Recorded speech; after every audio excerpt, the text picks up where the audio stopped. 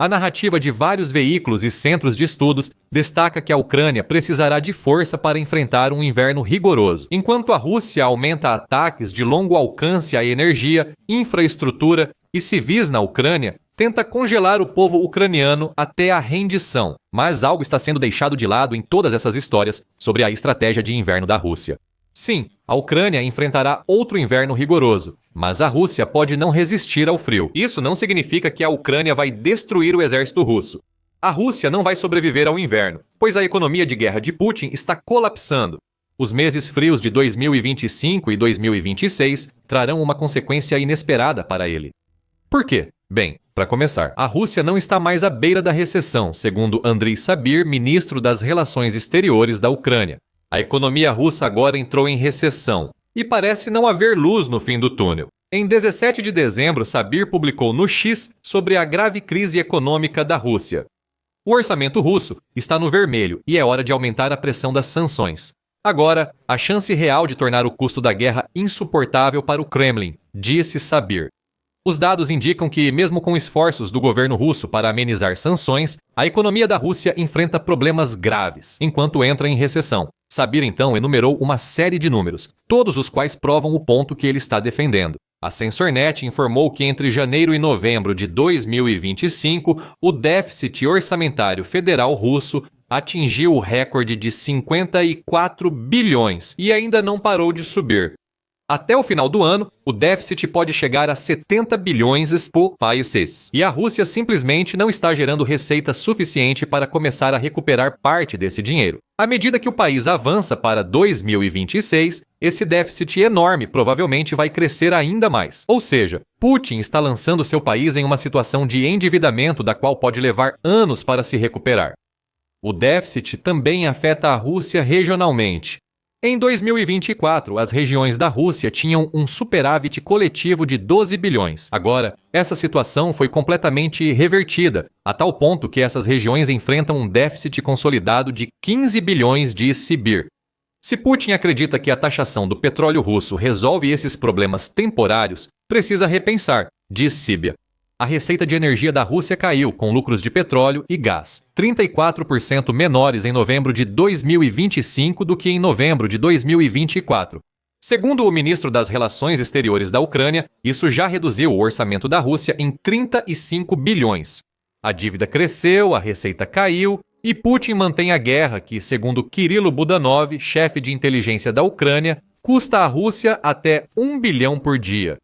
Qualquer um diria que isso levava ao desastre financeiro, mas Putin ignorou o abismo econômico para onde levava seu país.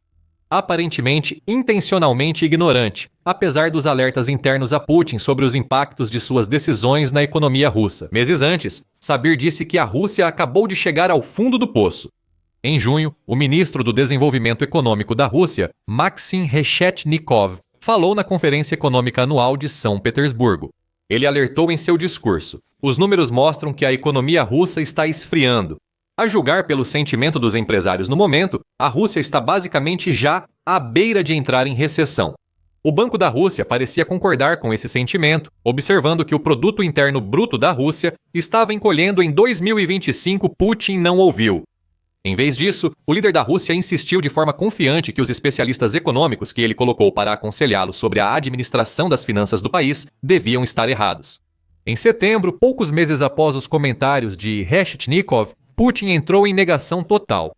Como mostrou reportagem da Reuters, Putin disse que a economia russa não estava estagnada, embora um relatório do Banco Central diga o oposto. Segundo a Reuters, taxas de juros de 18 eram comuns e essenciais para conter a alta inflação. Putin está afirmando. Na época, o líder da Rússia parecia não perceber isso. Altos custos de empréstimos e do custo de vida indicam que a economia não está saudável. Se a inflação dominar, nada de bom acontece, pois fica impossível prever até mesmo 10 dias, muito menos anos. Putin disse isso em setembro. Ele tem razão, mas uma taxa de juros alta não resolve o problema da Rússia, o que significa que Putin está ignorando os problemas muito reais nos bastidores que catapultaram seu país para a estagnação econômica.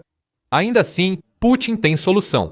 Ele determinou que a recessão não ocorresse no mês em que Roshchetnikov alertou sobre a recessão russa. A político disse que Putin ordenou a ele e aos que concordam que não deixassem a recessão ocorrer. Especialistas alertam para risco de estagnação ou recessão. Isso, é claro, não deve ser permitido sob nenhuma circunstância, declarou Putin. Também é simples. Roshchetnikov provavelmente se arrependeu de não ter tido a ideia simples de impedir a recessão. A realidade não espera por sistemas econômicos falidos, e agora a Rússia vive a recessão que Putin disse que não ocorreria. Putin está bem ciente dessa realidade, mesmo que finja que ela não está o atingindo neste exato momento. Sabir afirma que o Kremlin responde aos problemas econômicos gerados pela visão limitada de Putin na guerra, pressionando ainda mais os russos comuns, já afetados pelo alto custo de vida e juros elevados. Moscou é obrigada a elevar impostos, como o imposto sobre valor agregado, e cortar subsídios para pequenas e médias empresas, agravando a recessão e dificultando ainda mais sua economia já corrupta. Sabir afirmou no X que, enquanto a população russa empobrece, aliados de Putin lucram com a guerra. Ele também criticou duramente o impacto de Putin na economia russa, aquela economia pela qual ele já se vangloriou tanto de ter consertado, ao se recusar a acabar com sua agressão brutal e sem sentido contra a Ucrânia. Putin está mergulhando a Rússia, que já foi uma economia próspera com padrões de vida em ascensão, em uma recessão profunda. Pior do que a que experimentou nos anos 1990. Sabir disse que o ministro das Relações Exteriores da Ucrânia está certo ao afirmar que Putin pune seu povo com impostos mais altos. Com o déficit aumentando e a queda nas receitas do petróleo, Putin ordenou isso. Diariamente, os russos destinam uma parte maior dos salários, que perdem valor a cada mês, ao Estado.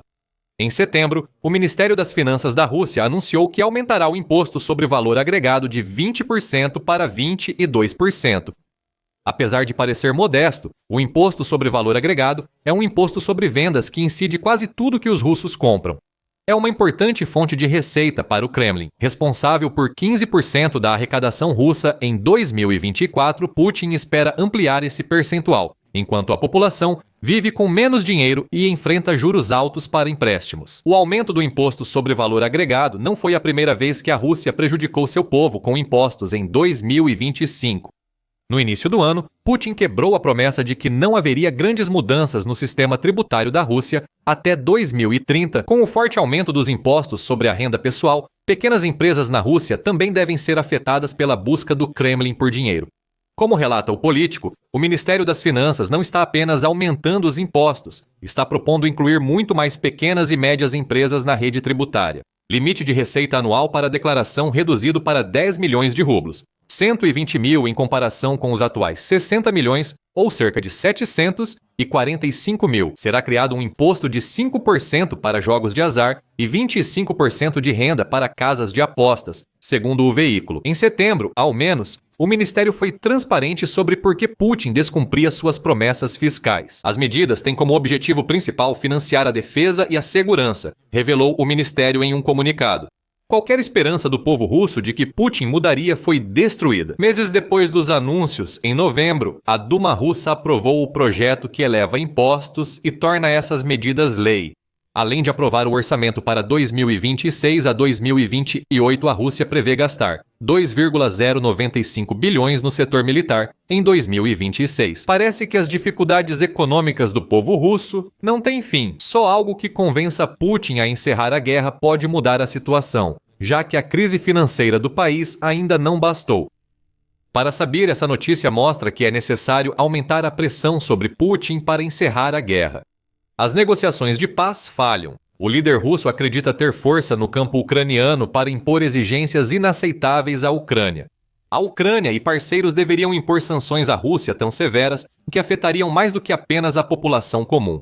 Putin e os homens e mulheres do dinheiro da Rússia também precisam sentir a dor financeira que a guerra contra a Ucrânia causou. A política de sanções da comunidade transatlântica, em vigor desde 2022, segue estratégica e eficaz. As sanções estão funcionando. Elas estão dificultando o acesso da máquina de guerra russa a recursos, disse Sabir no X, e afirmou que mais ações assim são necessárias. A pressão deve continuar aumentando. Existe uma chance real de que a pressão econômica se torne insuportável para Putin. Ele não menciona os milhares de soldados mortos diariamente para ganhar mais território ucraniano. No entanto, ele acompanha de perto o dinheiro que pertence a ele pessoalmente e aos seus comparsas. Há debate sobre a eficácia das sanções ocidentais à Rússia. Em fevereiro, o Conversation chegou a publicar um artigo no qual afirmava que as sanções raramente atingem seus objetivos e que parecem ter fracassado na Rússia. O veículo aponta que as sanções causaram disrupção econômica na Rússia, talvez subestimando o impacto, pois o artigo saiu antes das reclamações dos ministros russos. A recessão, inflação, falta de mão de obra e desvalorização da moeda afetam a Rússia, mas com impacto geral limitado. O veículo menciona uma previsão do Fundo Monetário Internacional de abril de 2024, afirmando que a economia russa crescerá mais rápido que todas as economias avançadas em 2024. Essa previsão envelheceu mal. Mas mesmo agora que sabemos o quão mal a economia russa entrou em colapso, ainda se argumenta que o Ocidente poderia e deveria ampliar as sanções. Sabir aponta isso ele mesmo, observando que os Estados Unidos da América, a União Europeia, ou União Europeia e o grupo das 7 nações, ainda têm uma enorme quantidade de influência à sua disposição que poderiam usar para colocar ainda mais pressão sobre a Rússia. Sabir diz que só 20% do complexo militar industrial russo sofre sanções atualmente. Outros 80% deixam muita margem para novas restrições financeiras. Talvez o Ocidente deva usar sua influência para mostrar a Putin que sua posição de negociação não é tão forte quanto pensa. Simon Johnson, que é economista na Sloan School of Management do Instituto de Tecnologia de Massachusetts, parece concordar com Sabir. Ele afirma que as sanções dos Estados Unidos da América e outros países funcionam, mas poderiam ser mais eficazes. O essencial é a cooperação entre as entidades que impõem sanções e sua disposição de suportar algum sacrifício para pressionar Putin. Para que a aplicação das sanções seja totalmente crível e eficaz, o Ocidente precisa estar disposto a arcar com pelo menos alguns custos potenciais, embora um desenho de políticas inteligente possa reduzir esses custos. Johnson diz: a União Europeia, em particular, nem sempre esteve disposta a absorver sua parte do sofrimento. No entanto, isso vai mudar devido a uma ação que a União Europeia está tomando, que parece destinada a prejudicar ainda mais a Rússia. Continue conosco para saber mais sobre a nova medida da União Europeia no vídeo. Apesar de algumas visões pessimistas sobre as sanções do Ocidente à Rússia, é inegável que ainda tem efeito, embora pudessem ser mais eficazes. A United 24. Mídia aponta em artigo de 17 de dezembro que a situação da indústria russa indica que as sanções já funcionam melhor do que muitos admitem. Com base nos dados que Sabir compartilhou do setor, a United 24 Media revelou que as receitas de petróleo e gás da Rússia representam cerca de 40% do orçamento federal do país, que é o caixa do qual Putin não tirou sua mão suja desde que lançou sua invasão. O chamado fundo de guerra foi atingido repetidamente por sanções, quedas de preços, menos embarques de petróleo russo e, em 2024 e 2025, ataques frequentes da Ucrânia à infraestrutura petrolífera russa. Segundo o veículo, as receitas de petróleo e gás da Rússia caem para níveis não vistos desde a pandemia. Dezembro de 2025 tende a refletir os problemas do petróleo impostos à Rússia por sanções e outras ações. A Rússia arrecadará só metade das receitas de petróleo e gás de dezembro de 2024. Exportações de petróleo ainda geram cerca de 5 bilhões por mês à Rússia.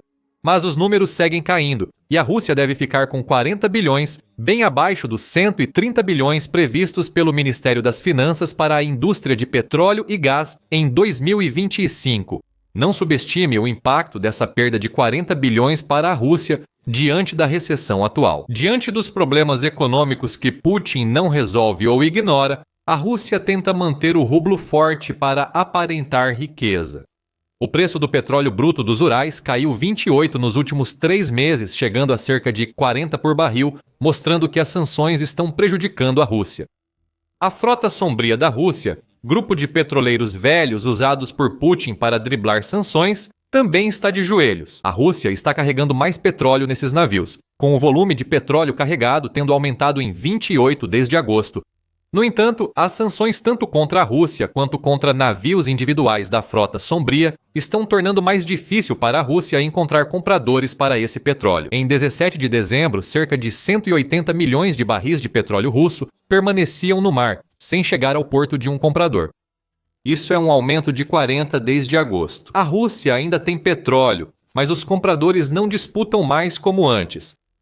A Agência Nacional de Crimes do Reino Unido destaca que cerca de 400 navios da Frota Fantasma foram sancionados pelo Reino Unido, Estados Unidos da América, União Europeia e Canadá. Isso afeta a Frota Fantasma da Rússia, pois navios sancionados são mais difíceis de segurar e menos aceitos em portos. A lista de Lloyd aponta que a União Europeia também sancionou empresas suspeitas de facilitar o uso da Frota Fantasma por Putin, o que aperta ainda mais o cerco sobre a alternativa que Putin usou para driblar as sanções no passado. Tudo isso se soma e já vemos o impacto das sanções nas receitas de petróleo e gás da Rússia. Ainda assim, mais pode ser feito, como Sabir aponta, e isso nos leva de volta a algo que mencionamos antes. Apesar de todas as suas doações de ajuda militar à Ucrânia, as tentativas da União Europeia de sancionar a Rússia há muito tempo são prejudicadas pelo fato de que o bloco ainda compra uma enorme quantidade de petróleo e gás natural liquefeito, ou gás natural liquefeito dos oligarcas aliados de Putin. O High North News informa que as compras de gás natural liquefeito pela União Europeia cresceram no primeiro semestre de 2025 em relação ao mesmo período de 2024. Nações da União Europeia aumentaram em 5% a compra de gás natural liquefeito russo por conta do preço mais alto. Um aumento de 5% no volume gerou 30% mais receita para a Rússia, mesmo com a queda nos pagamentos pelo gás de gasoduto. Em 6 meses, a União Europeia investiu 84 bilhões de euros, 985 bilhões de reais, na economia russa. O União Europeia. Observer informa que Espanha, Bélgica, França e Holanda gastaram mais com gás natural liquefeito russo entre 2022 e junho de 2025 do que em ajuda à Ucrânia. A ajuda é de 212 bilhões de euros, quase 249 bilhões de dólares, enquanto esses 4 países compraram 343 bilhões de euros em gás natural liquefeito, cerca de 402,7 bilhões de dólares.